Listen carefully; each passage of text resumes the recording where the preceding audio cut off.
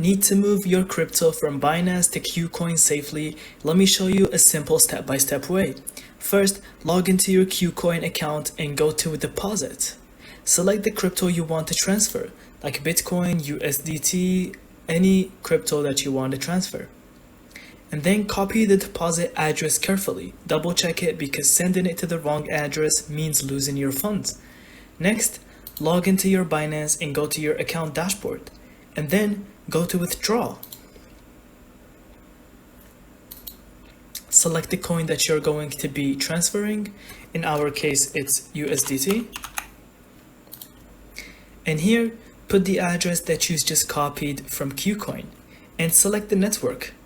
It could be Tether or Tron or BEP20, depending on what KuCoin supports. Using the wrong network can cause delays or loss of funds. Enter the amount that you want to transfer and then review everything carefully, address, network, and amount, and then confirm the withdrawal. Binance may ask for 2FA or email verification. Finally, wait for the transaction to confirm.